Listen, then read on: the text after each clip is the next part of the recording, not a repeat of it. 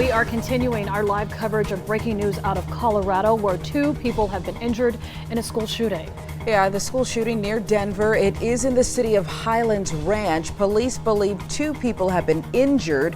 Shots fired in this Douglas County, Colorado school there. As Sean said, 2 people injured. There are now confirming reports. 2 people are in custody, but it is still being characterized as an active shooter situation as authorities continue to go room to room. There is a search for a possible 3rd suspect. We've just learned that.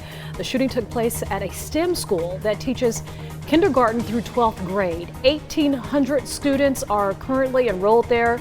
Parents, as you can see here from these live pictures that we're showing, have been told to pick up their children at a nearby recreation center. It is a chaotic scene, to say the least, and very scary for those students. We spoke to one earlier, a student named Paul, who says that police were checking the trunks of cars, making sure that the students that were in the parking lot when the shooting happened were okay, told them to get away from the campus.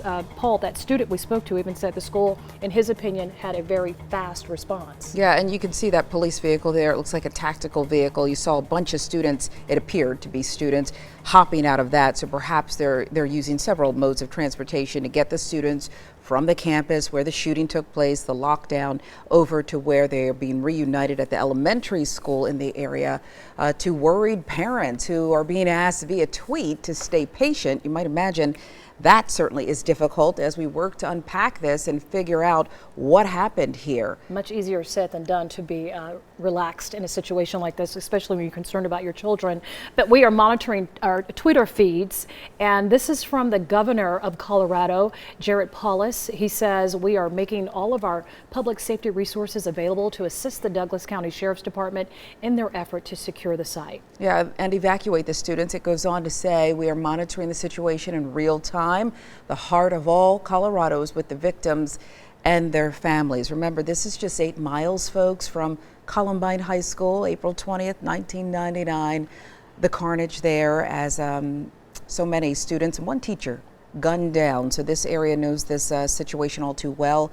No deaths being reported right now, but 2 injuries. The local hospital confirming they are juveniles, so perhaps students injured in this, as well as 2 people in custody. Police perhaps potentially looking for a 3rd shooter, and so much to learn.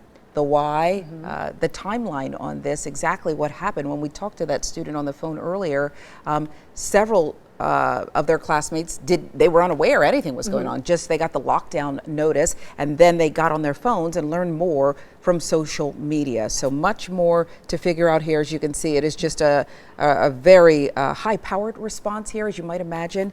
So we'll definitely keep an eye on this, and we are waiting for an actual response from the Sheriff's Department here in Colorado to give an update on the situation, the who, what, when, and where, and why, and we'll give you those details and post them on our CBS 46 News app as soon as they become available.